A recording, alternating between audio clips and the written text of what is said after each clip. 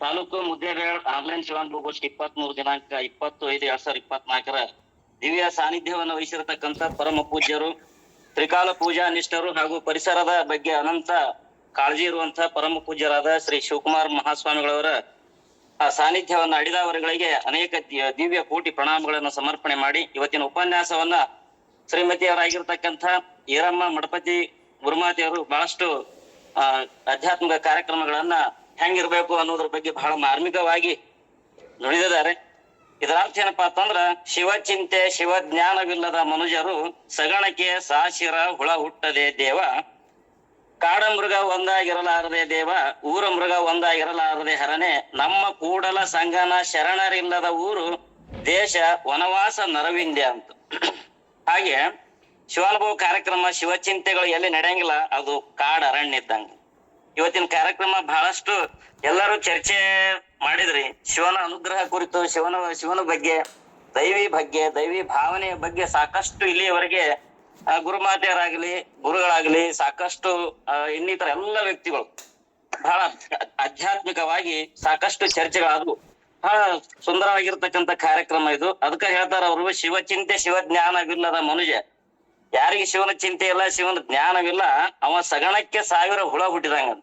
ಹೆಂಡಿ ಹ್ಯಾಂಗ್ ಹಾಕಿರ್ತೈತಿ, ಹುಳ ಎಷ್ಟು ಅಲ್ಲಿ ಆಗ ಹುಟ್ಟಿ ಉದ್ವಿಜ 21 ಲಕ್ಷ, ಜರಾಯುಜ 21 ಲಕ್ಷ, ಅಂಡಜ 21 ಲಕ್ಷ, ಪಿಂಡಜ 21 ಲಕ್ಷ. ಇದ್ರೊಳಗೆ 84 ಲಕ್ಷ ಜೀವರಾಶಿಯೊಳಗ ಮಾನವ ಜನ್ಮ ಅನ್ನುವಂಥದ್ದು ಅತ್ಯಂತ ಶ್ರೇಷ್ಠವಾಗಿರ್ತಕ್ಕಂಥ ಈ ಜನ್ಮ ಭಗವಂತ ಏನ್ ಕರುಣಿಸ್ಯಾನ. ಅದಕ್ಕ ನಾವು ಒಂದಿನಾದ್ರೂ ಶಿವನ ಚಿಂತೆಯಲ್ಲಿರ್ಬೇಕು, ಶಿವನ ಧ್ಯಾನದಲ್ಲಿರ್ಬೇಕು ಅನ್ನುವಂಥ ಅನುಭವ ಗೋಷ್ಠಿಯನ್ನ ನಾವೇನ್ ಹಮ್ಮಿಕೊಂಡಿವಿ. ಈ ಕಾರ್ಯಕ್ರಮ ಬಹಳ ಮಾರ್ಮಿಕವಾಗಿರ್ತಕ್ಕಂಥ ಕಾರ್ಯಕ್ರಮ. ಇಂಥ ಶಿವಾನುಭವ ಕಾರ್ಯಕ್ರಮಗಳು ನಮ್ಮ ಬದುಕನ್ನ ಬೇರೆ ಕಡೆ ತರಿಸದೆ ನೇರವಾಗಿ ಹೆಜ್ಜೆಯನ್ನ ಇಡ್ಲಿಕ್ಕೆ ನಮ್ಗೆ ಸಾಧನ ಸಹಕಾರಿ ಆಗ್ತಾವ.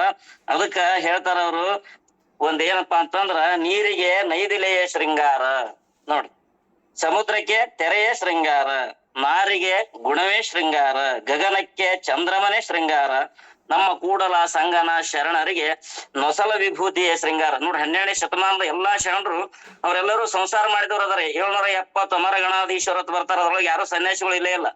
ಎಲ್ಲರೂ ಪ್ರಪಂಚಿಕರ, ಎಲ್ಲಾ ಗಂಡ ಹೆಂಡತಿ ಸಂಸಾರ ಹೆಂಡ್ರು ಮಕ್ಳು ಮಾಡಿದವರೇ ಅದಾರ.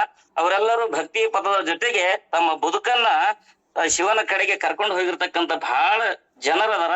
ಅದಕ್ಕ ನಾವು ಸನ್ಯಾಸ ಜನ್ಮನೇ ಶ್ರೇಷ್ಠ ಅನ್ನೋದಕ್ಕಿಂತಲೂ ಸಂಸಾರದ ಜನ್ಮ ಅತ್ಯಂತ ಶ್ರೇಷ್ಠ ಅನ್ನುವಂಥದ್ದನ್ನ ಅವ್ರ ಕಲ್ಪನೆ ಶಿವಾನುಭವ ಗೋಷ್ಠಿ ಕಾರ್ಯಕ್ರಮದೊಳಗ ಅಲ್ಲಿ 12ನೇ ಶತಮಾನದಾಗ ತೋರಿಸಿಕೊಟ್ಟಿದ್ದಾರೆ.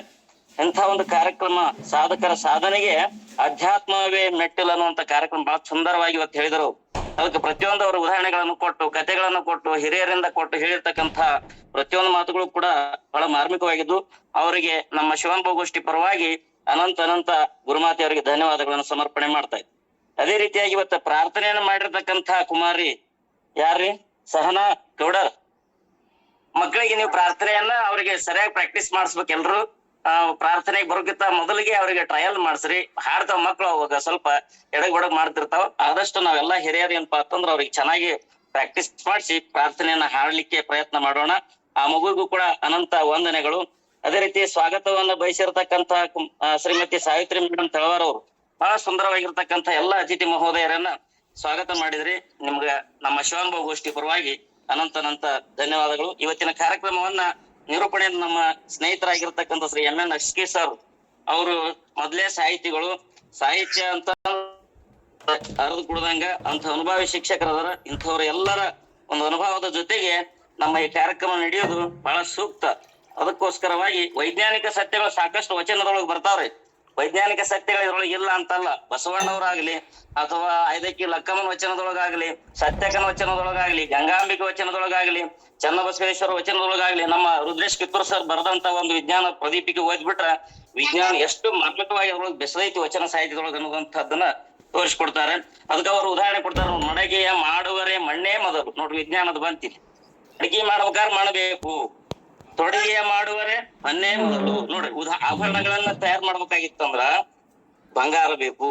ಶಿವ ಪಥವನ್ನರಿವಡೆ ಗುರು ಪಥವೇ ಮೊದಲು. ನೋಡ್ರಿ, ನಾವು ಶಿವನ ತಿಳ್ಕೊಬೇಕಾಗಿತ್ತು, ಅಧ್ಯಾತ್ಮವನ್ನು ತಿಳ್ಕೊಬೇಕಾಗಿತ್ತಂದ್ರ ಮೊದಲು ಇಂತಹ ಶಿವಾನುಭವ ಗೋಷ್ಠಿಗಳು ನಮಗೆ ಬೇಕು.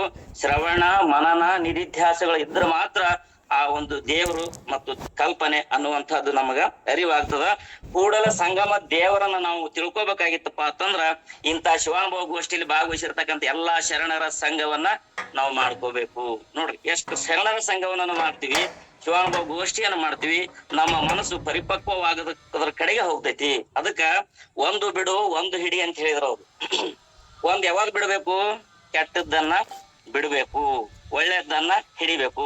ಹಂಗಾರ ಒಳ್ಳೇದ್ ಎಲ್ಲಿ ಸಿಗ್ತೈತಿ? ಅಂಗಡಿ ಎಲ್ಲಿ ಐತಿಪ್ಪ ಅಂತಂದ್ರ ಸೋಮವಾರಕ್ಕೊಮ್ಮೆ ಸಂಜೆ ಕಡೆ 6 ಗಂಟೆಗೆ ಅಂಗಡಿ ಹಚ್ತಾರ, ಶಿವಾನುಭವ ಗೋಷ್ಠಿ ಅನ್ನುವಂತ ಅಂಗಡಿ ಹಚ್ತಾರ. ಅದ್ರೊಳಗೆ ಅನೇಕ ಮಂದಿ ದೊಡ್ಡ ದೊಡ್ಡ ವ್ಯಾಪಾರಿಗಳು ಬಂದಿರ್ತಾರ.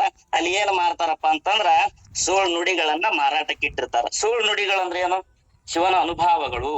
ನುಡಿದರೆ ಮುತ್ತಿನ ಹಾರದಂಗಿರಬೇಕು, ನುಡಿದರೆ ಸ್ಫಟಿಕದ ಸಲಾಗೆ ಅಂತಿರಬೇಕು, ನುಡಿದರೆ ಮಾಣಿಕ್ಯದ ದೀಪ್ತಿ ಅಂತಿರಬೇಕು, ನುಡಿದರೆ ಲಿಂಗ ಮೆಚ್ಚಿ ಹೌದನ್ನಬೇಕು, ನುಡಿಯೊಳಗಾಗಿ ನಡೆಯದಿದ್ದರೆ ಕೂಡಲ ಸಂಗಮ ದೇವ ಎಂತೊಲಿವನ. ಇದೆ ಅಂಗಡಿ. ಇದು ಸೋಮವಾರಕ್ಕೊಮ್ಮೆ ಇರ್ತೈತಿ. ನಮ್ಮ ಸಂಸಾರ ಆ ದಿವ್ಸ ಮಾಡೋಣ. ಸೋಮವಾರಕ್ಕೊಂದ್ ದಿವ್ಸ ಇಂಥ ಒಂದು ಶಿವಾನುಭವ ಗೋಷ್ಠಿ ಒಳಗ ಭಾಗವಹಿಸಿ ನಾವು ತನುಮನದಿಂದ ಇದ್ರೊಳಗೆ ಭಾಗವಹಿಸಿ ನಮ್ಮ ಜನ್ಮವನ್ನ ಪಾವನ ಮಾಡ್ಕೊಳ್ಳೋಣ.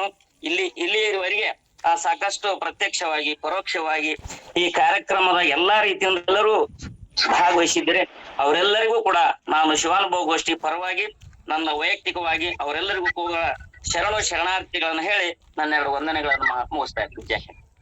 ನಮಸ್ಕಾರ ಗುರುಗಳ. ಅವರಿಗೆ ಕಾರ್ಯಕ್ರಮ ಬಹಳ ಚೆನ್ನಾಗಿ ವಂದನಾರ್ಪಣೆ. ಈ ಕಾರ್ಯಕ್ರಮವನ್ನ ಇಲ್ಲಿಗೆ ಮುಕ್ತಾಯ ಮಾಡ್ತಾರೆ.